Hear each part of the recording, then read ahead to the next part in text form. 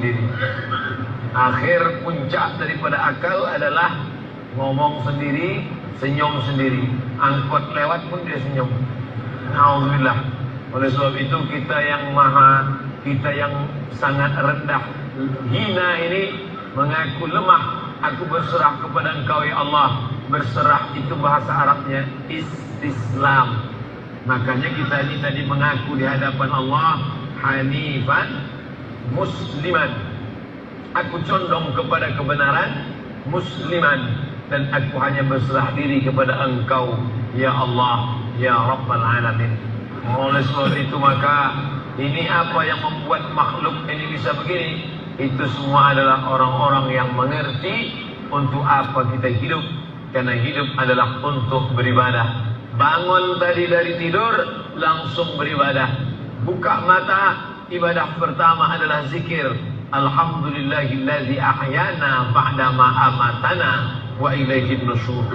Masuk kamar mandi, tempat najis, kotor, bau, kotoran, tempat setan, tapi tetap menjadi ibadah. Dalam WC-nya pun ibadah. Dia masuk lagi ke kiri, dia akan Allahumma inni a'udzubika minal khubusi wal khaba'is. Keluar dari kamar mandi itu ibadah juga. Dia langkah kaki kanan, dia katakan ghufranaka, ghufranaka, maafkan aku ya Allah. Mengapa dia minta maaf keluar dari WC? Karena selama di WC dia tidak menyebut Allah. Lidah yang diciptakan untuk beribadah, selama di dalam tidak beribadah, maka ibadah di dalam WC hanya Assalamualaikum, Nabi diam. Assalamualaikum, Nabi diam. 3 kali diucap, Nabi diam. Selesai keluar dari toilet, WC, barulah Nabi menjawab Waalaikumsalam warahmatullah. Karena tidak boleh menyebut nama Allah, maka minta ampun keluar dari WC. Karena lidah yang semestinya dipakai untuk menyebutmu ya Allah, berzikir mengingatmu ya Allah, tadi tak aku pakai selama beberapa menit di dalam. Maka dia katakan ghufranaka. Lalu kemudian melihat wajah di cermin, mana tahu ada kotoran di mata, maka lihat dulu baik-baik. Maka ketika melihat wajah, dia pun menjadi ibadah. Allahumma kama hassanta khalqi fahassin khuluqi. Sebagaimana kalau kau sudah perbaiki bentuk ciptaanku ini menjadi sempurna, maka perbaikilah akhlakku ya Allah. Lalu setelah itu berangkat dari rumah menuju masjid, beribadah juga.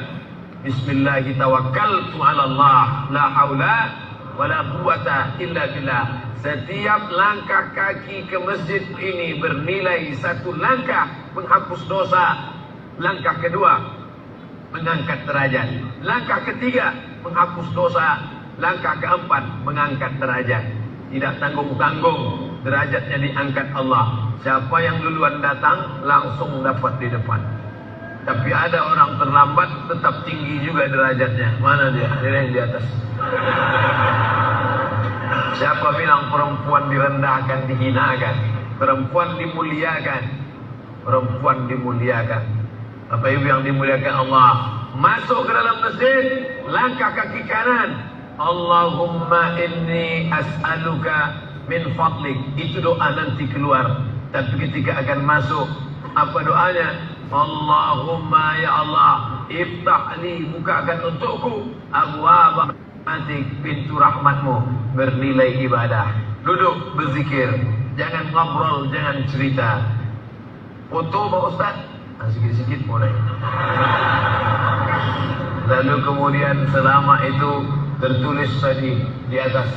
Itulah hebatnya masuk ke Masjid Al-Qalam, tidak hanya mendengar ceramah, dapat pengajian. Ketika saya masuk tadi, saya dengar suara azan, ada tulisan hadis riwayat Al-Bukhari.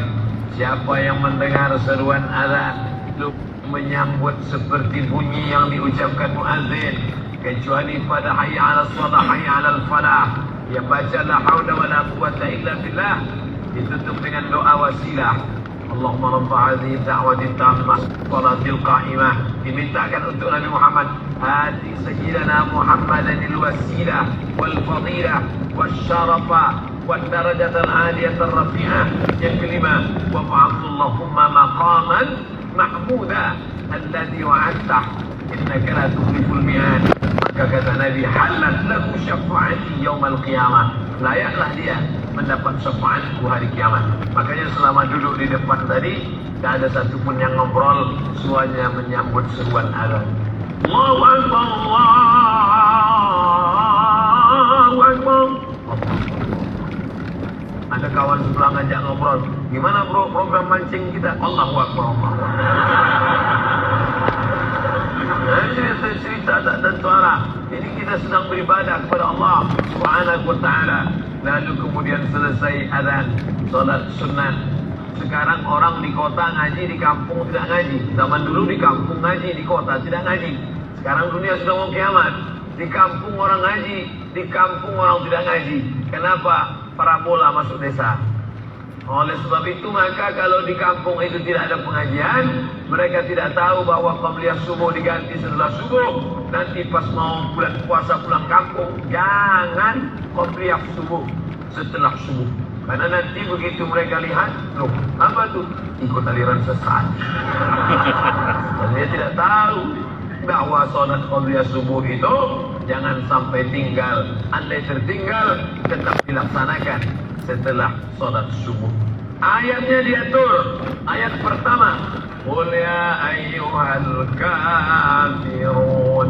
Ayat yang kedua, qul huwallahu ahad, Allahus samad, lam yalid wa lam yulad wa lam yakul lahu kufuwan ahad. Andai masuk ke dalam masjid, kebetulan jamnya langsung nampak kelihatan.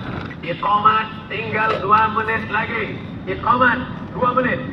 Tak mungkin solat 4 rakaat. Pilihannya tahiyatul masjid atau qabliyah. Qabliyah atau tahiyatul masjid. Kalau melaksanakan tahiyatul masjid tidak dapat qabliyah. Tapi kalau melaksanakan qabliyah automatically dapat tahiyatul masjid. Oleh sebab itu andai terlambat, waktu tinggal 2 menit, maka laksanakanlah qabliyah subuh. Tapi jangan gara-gara ini terlambat terus. Yang paling afdal cepat datang. Bapak Ibu yang dimuliakan Allah Subhanahu wa ta'ala, selesai itu salat subuh. Kalau qabliyahnya lebih baik daripada dunia dan seisinya, apalagi salat subuhnya. Begitulah. Kalau qabliyahnya saja yang pendek ayatnya lebih baik daripada dunia dan seisinya, apalagi solat subuhnya. Lalu pahala solat subuh itu apa? Tak ada yang tahu. Makanya kata Nabi, "Lau ya'lamuna ma fil hatamati was-subhi." Andai mereka tahu pahala solat subuh berjamaah, la atauhuma habwan, mereka akan datang ke Masjid Al-Qalam walaupun merangkak. Habwan, lumpuh, sakit kakinya, dia akan datang. Kursi roda tak ada, yang mendorong tak ada, datang dia ke masjid ini walaupun merangkak. Kenapa mereka tidak datang? Karena mereka tidak tahu. Kenapa mereka tidak tahu? Karena mereka memang tidak cari tahu dan tak mau tahu. Dan sampai masanya mereka nanti akan menyesal saat melihat orang-orang mendapatkan balasan. Muttaqina fiha 'alal ara'ik. Mereka duduk di atas kursi-kursi istana surga, tersenyum melihat orang-orang yang dulu tak peduli pada sholat subuh. Mudah-mudahan kita semua istiqamah insyaallah. Jadi Ustaz, kalau hidup ini cuma untuk ibadah, sholat, masjid, penyembahan, mereng, gimana kami mau mencari nafkah? Gimana kami mau buka ruko? Gimana kami mau bisnis? Gimana kami mau tanam kelapa sawit? Gimana kami mau proyek batubara? Gimana kami mau ternak ikan? Ini mesti dipahami bahwa ibadah itu dibagi 2. Satu namanya ibadah mahdah, pure, original, murni, tidak bercampur dengan apa-apa. Yang satu lagi tidak ibadah tapi bernilai. Ini mesti dipahami. Bapak yang masuk kantor dari jam 8 pagi sampai jam 4 sore itu ibadah. Karena kalau itu tidak ibadah, habislah waktu kita. Makanya yang bekerja niatkan ibadah. Sehingga kalau istrinya nanya, "Mas kok lama pulang?" Ibadah memang. Tapi jangan gara-gara ini di kantor itu ibadah, lalu ketika azan di masjid kantor berkumandang, hayya 'alas shalah, Mas, ayo ke masjid. Enggak, ini pun juga ibadah. Kau ibadah aja ke sana, aku ibadah ke sini. Itu juga enggak benar. Karena ibadah itu dibagi dua. Satu yang murni, pure, tidak bercampur dengan apapun, namanya ibadah mahdhah.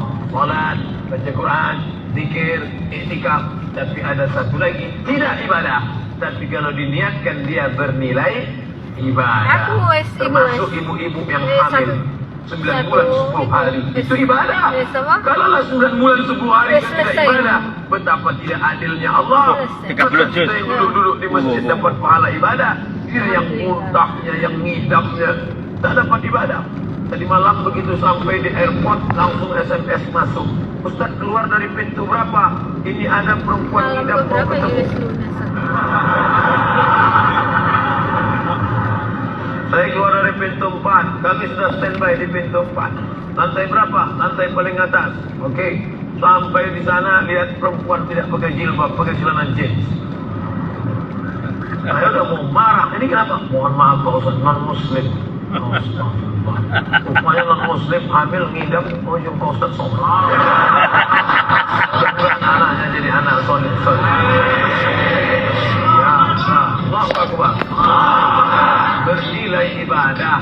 Lalu yang dapat pahala dari itu siapa? Dari mana ibu-ibu hamil muda itu tahu saya? Kenal saya di mana? Padahal dia dari Jawa, saya dari Sumatera. Ternyata ada orang beribadah yang tidak kita sangka ibadah. Tidak ada rukun, tidak ada syarat, tidak ada wajib, tidak ada sunat, tidak ada makruh, tidak ada mubah. Apa ibadahnya? Ya ini merekam ceramah. Merekam ceramah ini ibadah. Memoto itu ibadah. Bayangkan resiko tukang foto. Saya sampai sekarang tahu tukang foto itu resikonya. Nanti setelah tua matanya gini.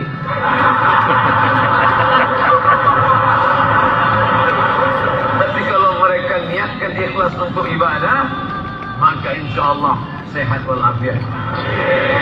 Ya sampai sekarang yang banyak foto-foto ustaz itu mana ada matanya tetap aja. Kenapa? Karena diniatkannya untuk ibadah. Hidup ini kalau berniat ibadah tidak ada capeknya, tidak ada lelahnya. Kenapa? Karena mengharapkan balasan dari Allah. Ilahi anta maksudi wa ridhaka matlubi. Yang kumaksud hanya Engkau ya Allah, dan ridhamu lah yang dicari. Suatu ketika saya sampai di sebuah kabupaten kota, saya tanya ke Pak Bupati, Pak, ya, kenapa Bapak buat pengajian untuk PNS hari Kamis pagi? Pagi Kamis buat pengajian tabligh akbar. Apa manfaatnya menurut Bapak sebagai pimpinan daerah? Ternyata Ustaz Somad, kami sudah coba formula macam-macam untuk PNS ini. Pertama kami undang motivator dari Jakarta. Akhirnya di gedung hotel dengan biaya mahal. Lalu kemudian dengan infokus suara menggelegar. Semangat, semangat, semangat. Keluar dari itu lusuh. Motivatornya pulang, pegawai netpoint. Akhirnya kami buat undang tentara dengan bapak polisi, baris per baris, siap, siap. Pak polisi pulang, nggak siap lagi. Ternyata yang disentuh paling mantap bukan fisiknya, bukan matanya, bukan pakai infokus, bukan pakai suara menggelegar, tapi yang disentuh adalah hati. Dan satu yang bisa menyentuh hati itu adalah agama. Itulah makanya ibu bapak coba nanti kalau mau buat praktek, buat satu kota, buat satu lagi kota. Ada 2 kota. Kota ini buat voucher namanya sumbangan. Kota ini buat juga voucher tulisannya sodakoh. Lihat mana yang paling banyak diambil umat Islam, sumbangan apa sodakoh? Sodakoh, padahal nilainya sama. Sumbangan 100.000, sodakoh 100.000. Bapak ibu silakan ambil untuk anak yatim fakir miskin kita. Pasti voucher yang paling banyak diambil adalah sodakoh. Kenapa? Karena mereka menganggap sumbangan tak ada pahalanya. Karena bukan bahasa Arab. Apa dia sumbangan? Enggak ada dalam Quran. Ya ayyuhalladzina amanu, sumbangan. Yang ada adalah sodakoh.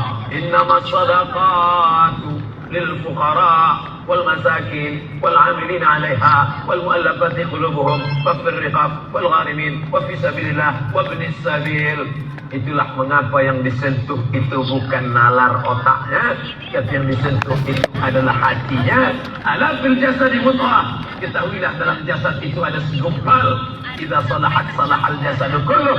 Kalau yang segumpal itu baik, maka yang lain ikut menjadi baik. Wa idza fasadat fasadal jasadu kulluh. Kalau yang segumpal itu rusak, jahat, kotor, hitam, gelap, maka yang lain ikut menjadi rusak. Ala wahyal qalb. Hati. Jagalah hati. Itu yang selalu dipesankan Ustaz kita Agib. Jagalah hati. Engkau surga. Bapak Ibu yang dimuliakan Allah, salah satu yang merusak manusia sekuler, membagi dua. Di masjid ibadah, di kantor tidak ibadah. Fatal. Di masjid dianggap ibadah. Jangan heran kalau ada orang di masjid khusyuk, takut nengok ke atas, melihat hanya tempat sujud saja. Allah Akbar. Tidak mau lihat ke atas. Kenapa? Dia khusyuk. Tapi di kantor dia lebih setan daripada setan. Kenapa? Berasal dari pemahaman yang salah. Karena dia sudah bagi dua. Di masjid ibadah, di kantor tidak ibadah. Bahkan yang lebih fatal, yang kotor-kotor di kantor bisa dibersihkan di masjid. Kotor. Akhirnya untuk membersihkannya, pergi dia ke masjid. Laundry yang paling besar, Masjidil Haram. Sampai di sana, nangis di pintu Ka'bah. Ya Allah. Dah selesai bersih. Enak aja. Bukan begitu ajaran Islam. Labbaik Allahumma labbaik, labbaik Allahumma labbaik. Apa kata malaikat? La labbaik wala sa'daik. Kau tidak dapat panggilan, kau tak dapat kebahagiaan, kau tak dapat haji mabrur, kau tak dapat surga. Zaduka haram, karena kau berangkat dengan uang haram. Oleh sebab itu pemahaman Islam mesti utuh. Semua adalah ibadah. Kalaulah gerak tidak ibadah, betapa menyakitkannya bapak-bapak polisi di jalan raya kena panas terik. Padahal dia tidak ada penutup kepala di atas, berkeringat berpeluh. Mereka tetap merasakan itu sebagai ibadah. Tentara yang membela negara, angkatan laut di perbatasan sana, datang kapal-kapal perompak dari Thailand ingin mengambil ikan kita, tenggelamkan. Itu kalau tidak nilai ibadah, dia takut. Jangan-jangan sebelum kita tenggelamkan, kita duluan ditembaknya tenggelam. Maka itu mesti ada nilai ibadah di dalamnya. Itulah yang membangkitkan semangat jihad. Jamaah bertanya, Ustaz kemarin dari Jambi, terus kemudian terbang ke Mian, besok baru pulang ke Pekanbaru. Apa Ustaz? Saya lihat Ustaz dari tadi mengantuk saja. Iyalah, sampai tadi malam ke hotel jam 12, baru tidur jam 1 karena ada yang mau ditulis. Jam 3.30 sudah bangun ceramah. Tapi begitu berjumpa dengan jamaah orang ramai, bangkit. Habis ceramah ini tanya jawab, semangat lagi. Habis itu baru listrik. Dan tidurnya itu pun ibadah. Bayangkan tidurnya itu ibadah. Itulah mengapa banyak orang pengajian sambil Ustaz menyindir ya? Ya, saya termasuk Ustaz yang tidak pandai menyindir. Saya termasuk Ustaz kalau dipesan request untuk menyindir, saya tidak pandai. Kenapa? Karena saya pernah menyindir orang. Ustaz, tolong Ustaz sindirkan. Ini ada jamaah yang sudah sedekah tapi mengambil uangnya kembali. Siapa yang bersedekah mengambil uangnya kembali, kalkalbil ladzi ya'udu ila qayhi, sama seperti anjing yang menjilat muntahnya kembali. Selesai pengajian, mohon maaf Pak Ustaz, yang disindir nggak datang. Sebab itu tak ada gunanya sindir menyindir. Kalau mau to the point, mana orangnya face to face, langsung saja tembak 12 pas full. Allah, maka mesti dipahami dengan benar. Di Masjidil Haram ibadah, Di rumah pun kau ibadah. Istri yang dari mulai pagi memasakkan suami, dibantu oleh pembantu, membuatkan minuman, membesarkan anak, menyusukan anak 2 tahun lamanya, melahirkan, meregang nyawa. Meregang nyawa ibu melahirkan anak, ibadah. Makanya kalau dia meninggal dunia saat melahirkan, matinya mati syahid. Saking senangnya suaminya mendapatkan seorang istri yang syahid, tak menangis dia. Begitu tegarnya bapak, tidak meneteskan air mata. Tidak Pak Ustaz, aku melepas seorang syahid, 3 syahid lagi siap menanti. Ramai. Ibu kalau mau cerita ini, kalau gini pulang aja lah kita ya. Bercanda.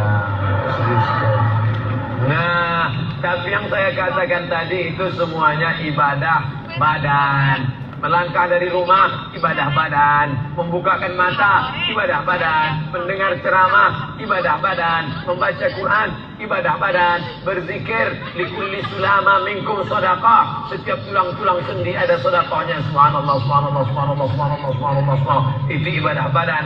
Tapi ada bukan ibadah badan. Apa dia? Itulah yang 7 macam. Zakat, wakaf, infak, sedekah, wasiat, hibah, ghanimah. Itu ibadah harta. Mana yang lebih banyak?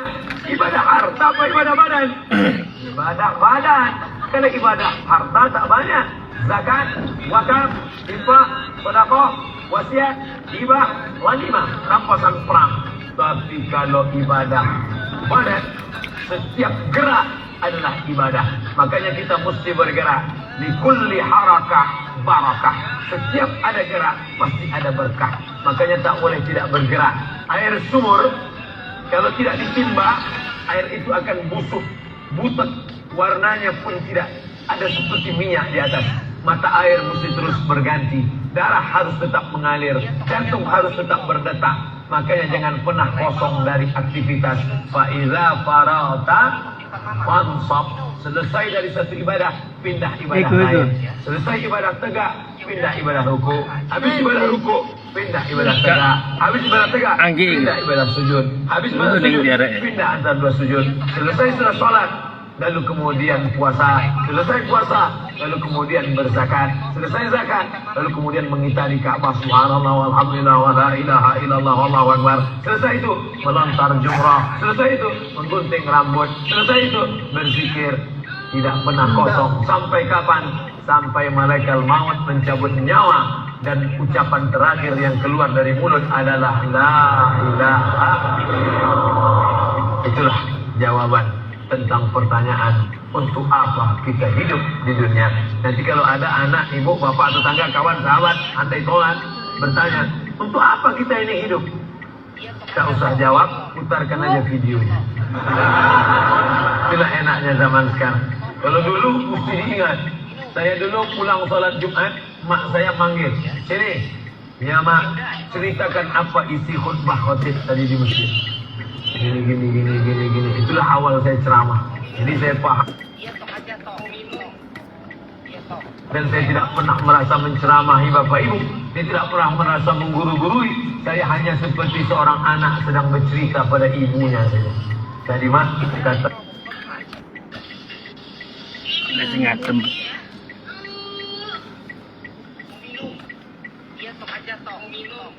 Enak. Allah Ta'ala, ibu yang mendidik anak-anak ibu, ibadahnya luar biasa. Itulah mengapa ibu lebih tinggi derajatnya daripada laki-laki. Ilzam rijlaiha, kau urus tapak kakinya, fasammal jannah, kau dapati surga di sana. Di bawah tapak kakinya surga, al-jannatu surga, tahta di bawah aqdam kaki al-ummahat, ibu-ibu. Kenapa begitu? Karena ibadah dia yang luar biasa tidak bisa dilakukan oleh laki-laki.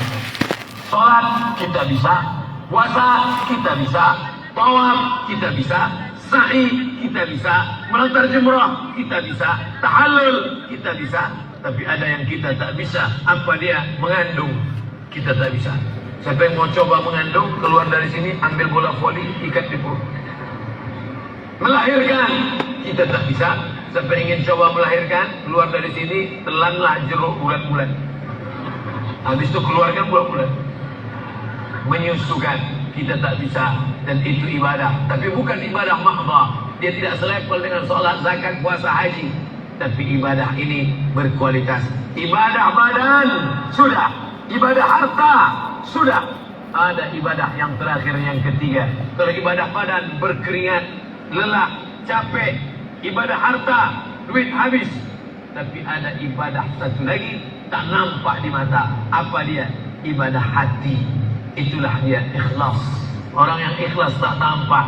Ikhlas, ridha, qanaah, tawakal, zikir, muhasabah, muraqabah, tazkiyatun nafs, mensucikan hati dari penyakit hati, riya, sum'ah, takbur, sombong, hasad, busuk hati.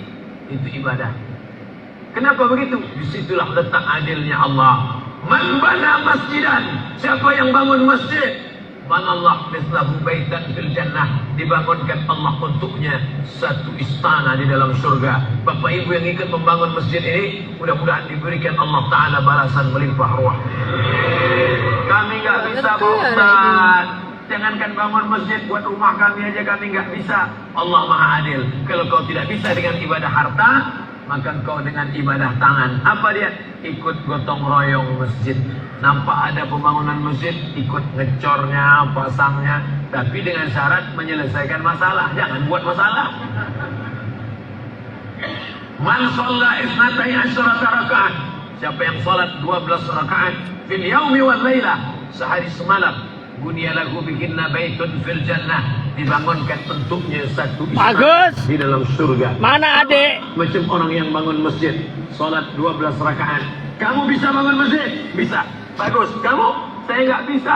Amal saya apa? Tenang, ada amal. Allah Maha Adil. Salat 12 rakaat. 2 rakaat sebelum subuh, 4 rakaat sebelum zuhur, 2 rakaat setelah zuhur, 2 rakaat setelah maghrib, 2 rakaat setelah isya. 12 rakaat. Saya nggak bisa Pak Ustaz.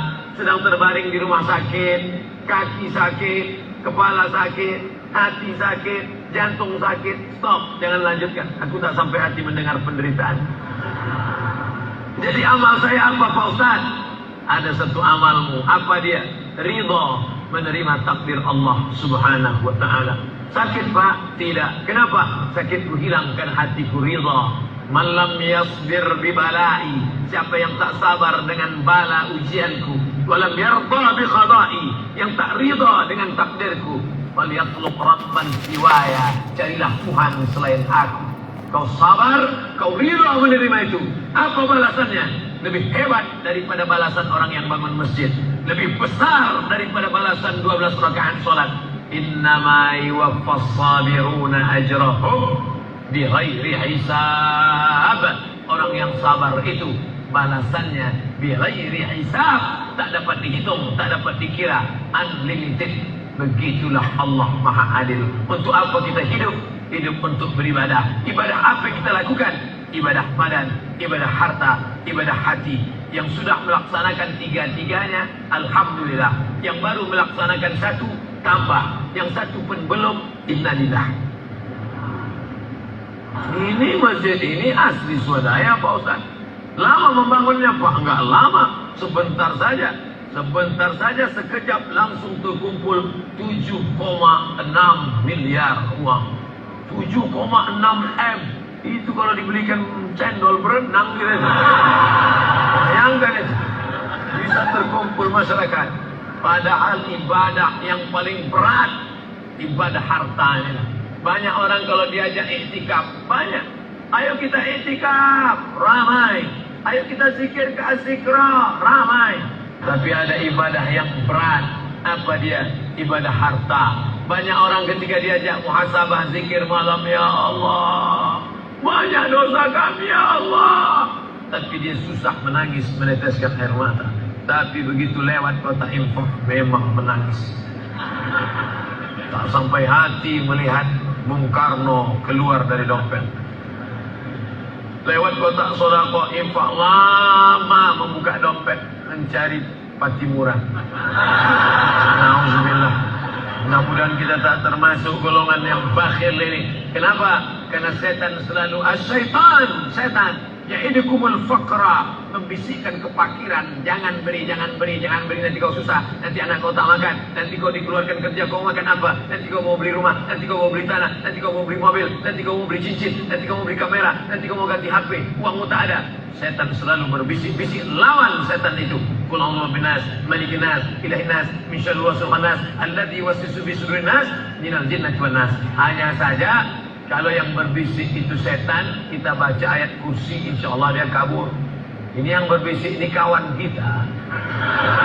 Kita bacakan ayat kursi, hafal pula dia dari kita lagi. Tapi tak apa-apa, tetap aja bacakan. Allahu la ilaha illa huwal hayyul qayyum, la ta'khudhuhu sinatun wa la nawm. Hembuskan ke wajahnya. Bapak Ibu yang dimuliakan Allah, setelah ibadah 3 ini kita lakukan, ibadah badan sudah, salat subuh sampai melimpah ruah ke belakang. Saya dengar suara hati tadi, lapor, tenda sudah penuh, sudah melimpah ke jalan. Masya Allah. Ibadah harta sudah 7,6 M. Ibadah hati sudah, sabar, ridha, qanaah, tawakal. Tapi jangan lupa, datang merusak yang 3 ini, perkelahian, merusak ukhuwah Islamiyah.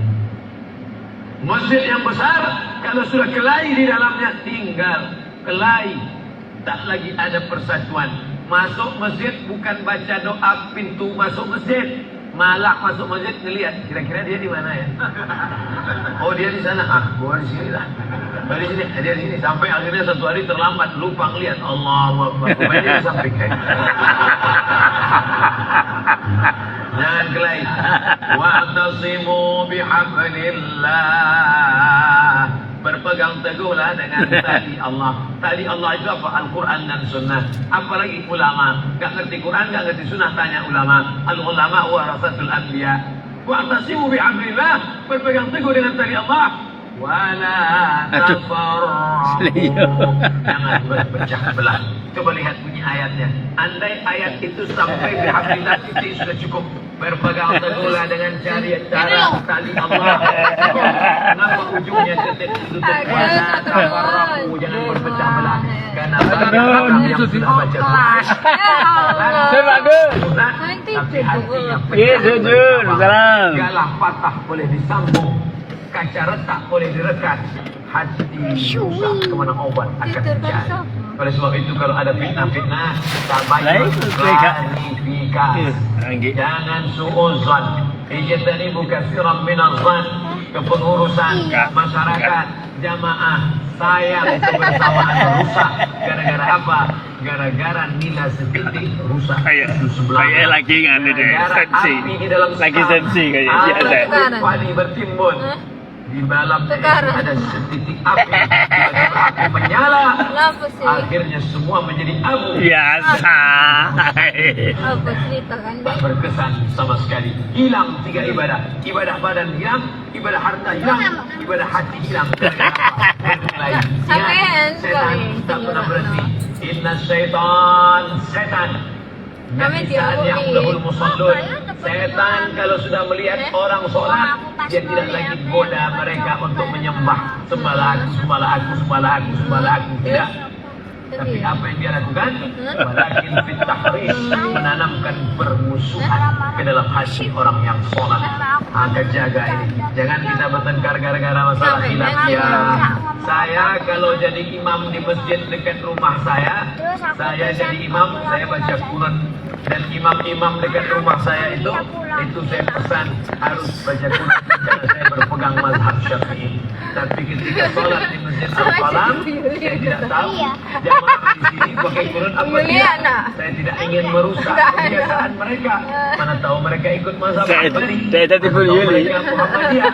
Iya, kamu lebih. Maka ketika diminta jadi imam, Mesti yang rajin ke sekolah. Saya tadi Yuli. Anak-anaknya kita pulang. Makanya saya waktu itu malam tidak baca Quran. Saya tetap mulai gue kan pengganti Ibu Yuli. Saya ulang sholat saya 3. Sholat saya sah. Apapun ormasmu, apapun mazhabmu, mau NU, mau Muhammadiyah, mau lanjut. mau persis, mau Lanjut. al-irsyad, mau jamaah tabligh, mau mazhab Hanafi, mazhab Maliki, mazhab Syafi'i, mazhab Hambali, semuanya sepakat sholat subuh itu wajib. Hari nggak puasa. Itu mandi. Jadi yang wajib aja kita laksanakan.